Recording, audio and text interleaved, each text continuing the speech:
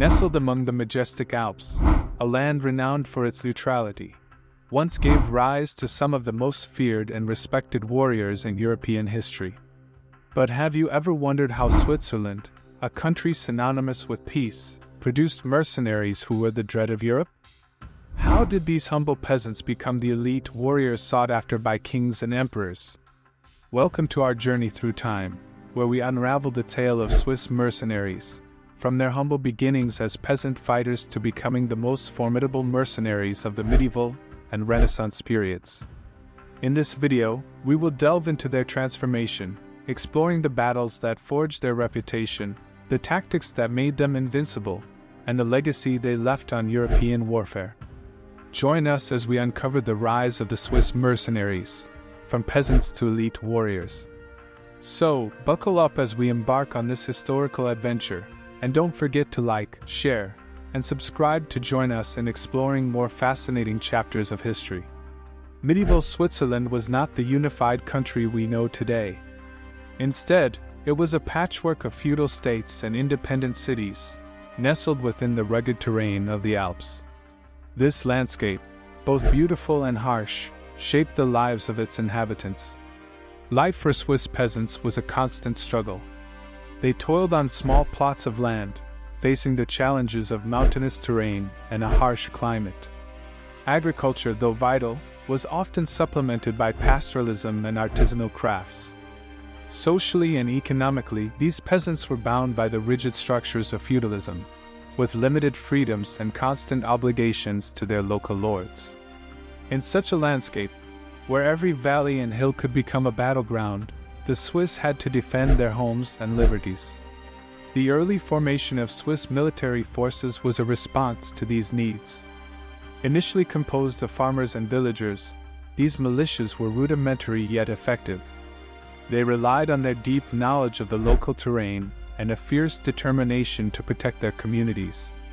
The Swiss militias were unique for their time. Unlike the feudal armies of Europe, where knights and nobility dominated, the Swiss forces were fundamentally democratic. Their assembly, known as the Tagsatzung, was not just a military gathering but also a forum for communal decision-making.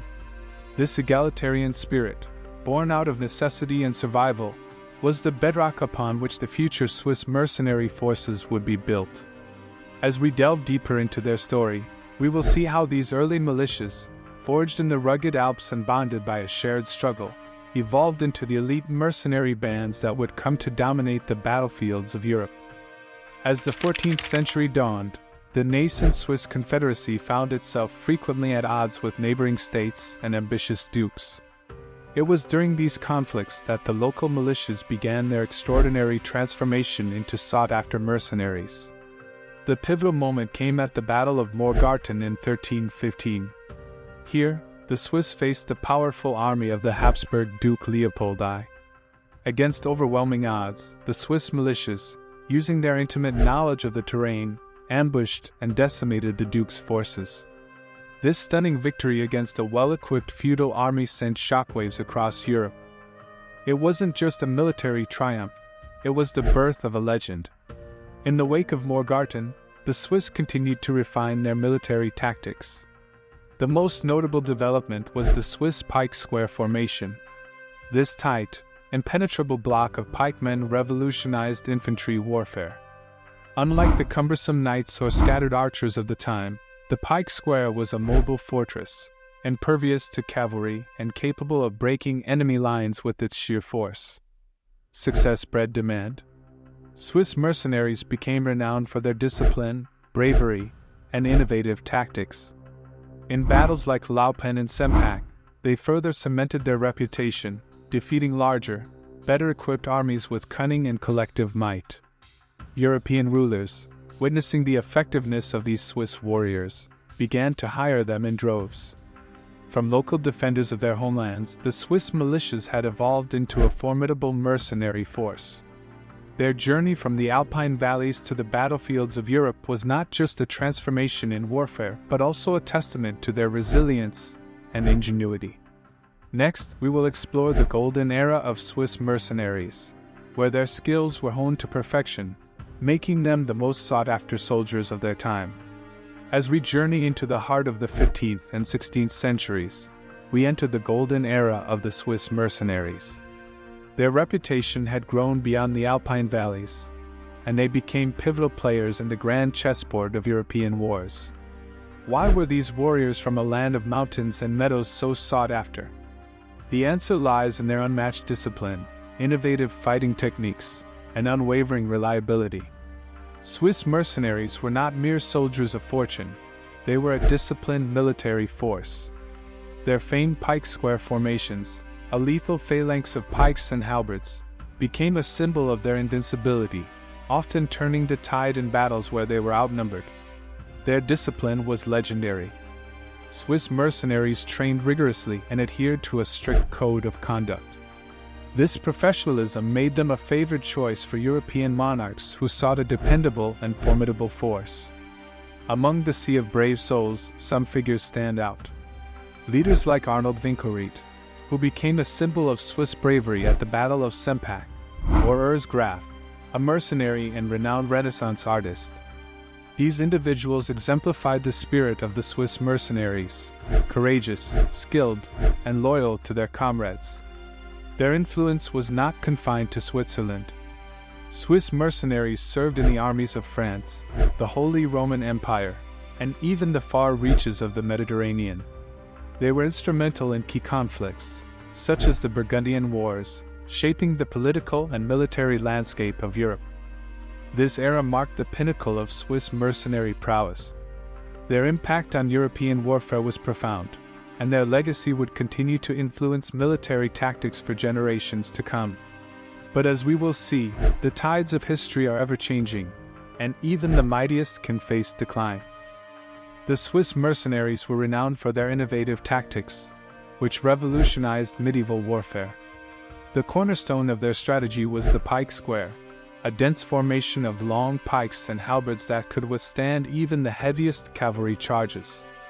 This formation, constantly refined and perfected, turned the Swiss infantry into a formidable force. Their armaments were a mix of utility and efficiency.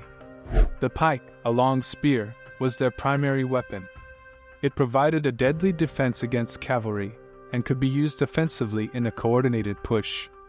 Alongside the pike, the halberd, a versatile axe with a spike, was favored for its effectiveness in close combat. Swords and crossbows complemented their arsenal, making them adaptable to various combat situations. In contrast to the heavily armored knights of other European armies, Swiss mercenaries favored mobility over heavy armor.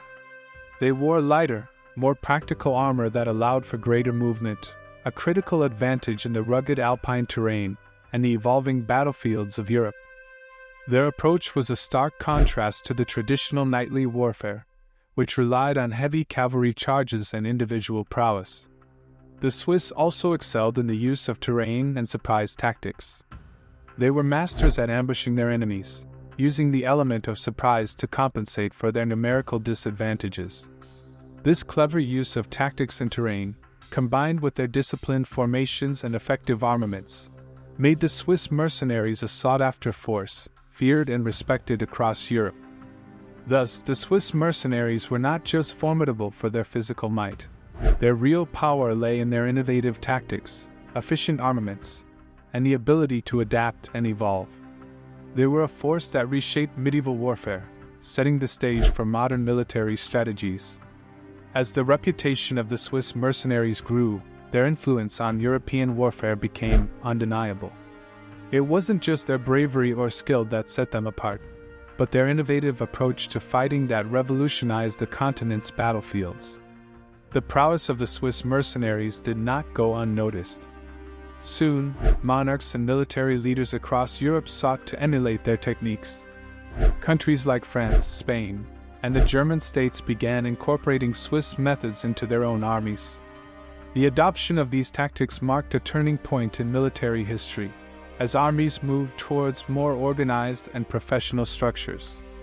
The influence of Swiss mercenaries extended beyond their era, contributing to the shaping of modern warfare concepts.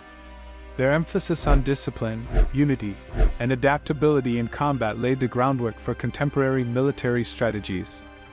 The legacy of the Swiss mercenaries is a testament to how a small group of disciplined and innovative warriors can have a lasting impact on the world stage. The Swiss mercenaries not only created an extraordinary reputation for themselves, but also left an indelible mark on the art of war. From humble beginnings as local peasant militias, facing the challenges of their harsh homeland, to becoming elite warriors revered and feared across Europe, Swiss mercenaries were a force that reshaped the fabric of military strategy. As we have seen, the legacy of the Swiss mercenaries extends far beyond their time, influencing modern warfare and remaining a subject of fascination and scholarship. With that said, thanks for watching, and until next time.